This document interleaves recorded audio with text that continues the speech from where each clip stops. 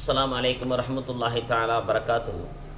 கண்ணியம் நிறைந்த அல்லாஹ்வின் நல்லடியார்களே, இஸ்லாமிய சொந்தங்களே, ஈமானி உறவுகளே, உங்கள் அனைவரும் மீதும் ஏக இறைவன் அல்லாஹ்வின் சாந்தியும் சமாதானமும் என்றென்று நின்று நிலவட்டுமாக. ஆமீன் ஆமீன் யா ரப்பல் ஆலமீன்.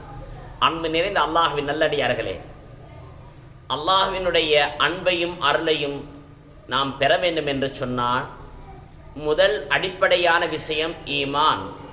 அந்த ஈமானுக்கு அடுத்ததாக இருக்கக்கூடியது தொழுகை. இதெல்லாம் தாங்கள் அறிந்த விஷயமே.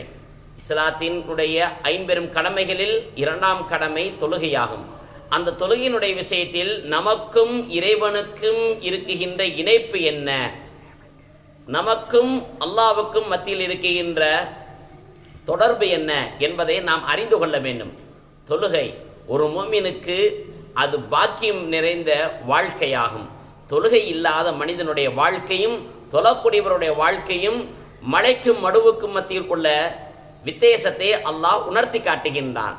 தொழுகை மன நிம்மதியை தருகின்றன, தொழுகை ரிசுக்கை இழுத்து கொண்டு வந்து தருகின்றன, தொழுகை நோயை குணப்படுத்துகின்றன, தொழுகை மன விசாலத்தை ஏற்படுத்துகின்றன, தொழுகை குடும்பத்தில் ஒற்றுமை ஏற்படுத்துகின்றன, தொழுகை சமுதாயத்தின் மதிப்பையும் நன்மையும் வாரி வழங்குகின்றன, தொழுகை நம்முடைய இதயத்தில் இரக்க குணத்தை ஏற்படுத்துகின்றன, தொழுகை இறைவனிடத்தில் இறையஞ்ச வேண்டும் என்ற சிந்தனையை கொடுக்குகின்றன, தொழுகை ஏழை மிஸ்கீன்களுக்கு உதவக்கூடிய சிந்தனையை கொடுக்குகின்றன, தொழுகை அல்லாஹுடைய இறையில்லாமல் மஸ்ஜிதுகளையும் காபத்துல்லாவையும் தரிசிக்க வேண்டும், அதில் நம்முடைய நேரங்களையும் காலங்களையும் அதிகமாக கொடுக்க வேண்டும் என்ற சிந்தனை கொடுக்கின்றன. நபிகள் நாயகம் ஸல்லல்லாஹு அலைஹி வஸல்லம் அவர்களுடைய அனைத்து செயல்களிலுமே முக்கியத்துவம் கொடுத்தது இந்த தொழுகையில்தான்.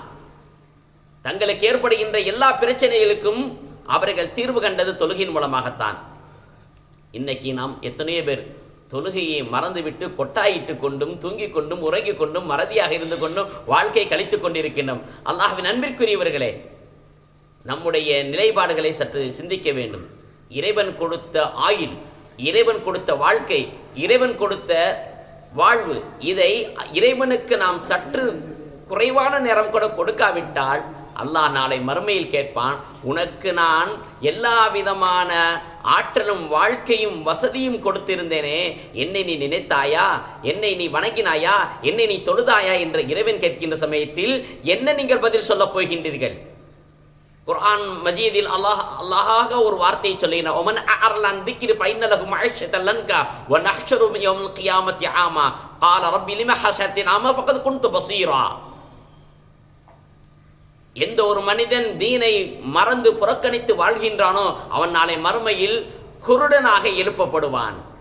அப்பொழுது அந்த மனிதன் கேட்பான், இறைவா, எனக்கு உலகத்தில் நான் வாழ்ந்த காலகட்டங்களில் எனக்கு நல்ல கண்ணை கொடுத்திருந்தாய், ஆனால் இங்கேயோ என்னை எழுப்புகின்ற போது குருடன் ஆக்கிவிட்டாயே, ஏனடா இறைவா என்னை குருடன் ஆக்கிவிட்டாய் என்று கேட்கின்ற போது அல்லாஹ் சுப்ஹானஹு வ தஆலா அந்த மனிதனிடம் பேசுவான், நிச்சயம் உண்மையாகத்தான் உனக்கு நான் உலகில் கண்ணை கொடுத்திருந்தேன், காதை கொடுத்திருந்தேன், பணங்காசுகளை கொடுத்திருந்தேன், செல்வ செழிப்பை கொடுத்திருந்தேன், ஆற்றலை கொடுத்திருந்தேன், அறிவை கொடுத்திருந்தேன், நல்ல வசதி வாய்ப்புகளை கொடுத்திருந்தேன். அத்தனை கொடுத்திருந்தும் கூட நீ கண்ணிருந்தும் குருடனை போல, காதிருந்தும் செவிடனை போல, இதயம் இருந்தும் இதயமற்றவனைப் போல நீ வாழ்ந்தாய்.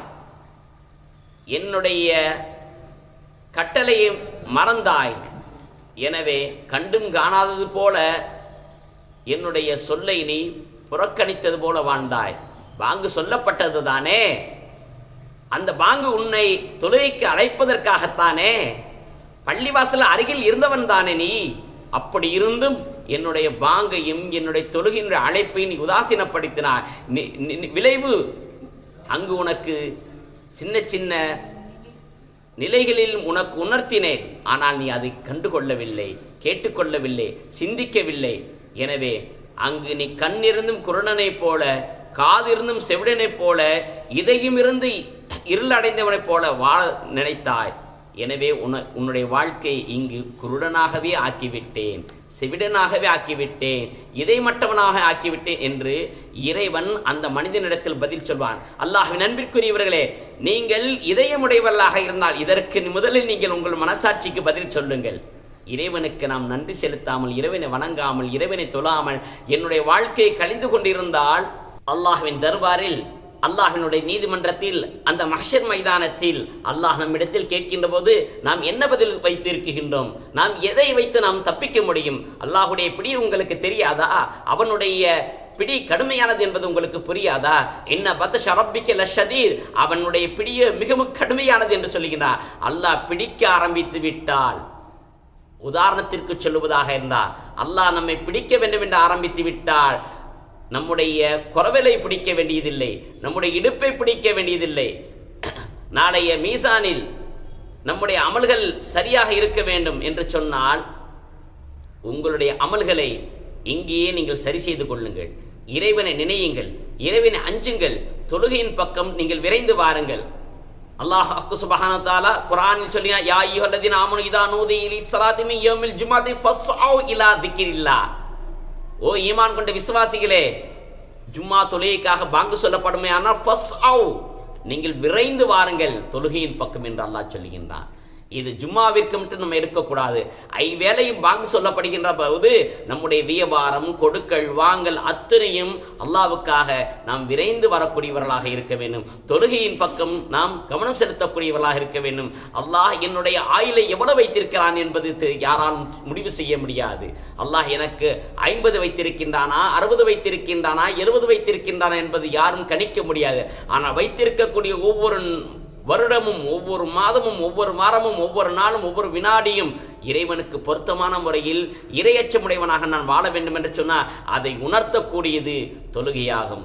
எனவே அக்மிஸ் ஸலாத்த லிதிக்ரி, நீங்கள் அல்லாஹ்வை நினைவு கூறுவதற்காக தொழுகை நிலைநாட்டுங்கள். இன்ன ஸலாத்த தன்ஹா அனில் ஃபஹ்ஷாய் வல் முன்கர், நிச்சயமாக தொழுகை என்பது மானக்கேடான அருவருக்கத்தக்க விஷயங்களிலிருந்து உங்களை தடுக்குகின்றன, பாதுகாக்கின்றன என்பதாக குர்ஆன் நமக்கு உணர்த்துகின்றன.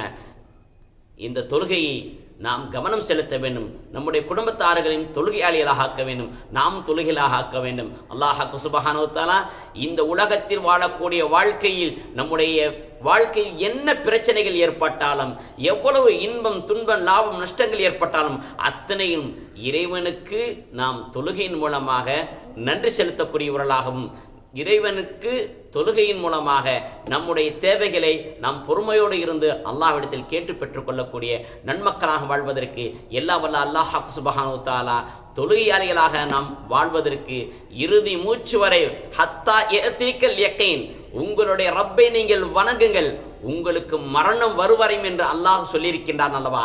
அந்த மரண தருவாயில் கூட நம்முடைய கண் இமையின் சாடையில் கூட நம் தொழுகையை நிறைவேற்றக்கூடிய நர்பாக்கியசாலிகளாவதற்கு எல்லாம் வல்ல அல்லாஹ் தஆலா பேரருள் புரிவானாக.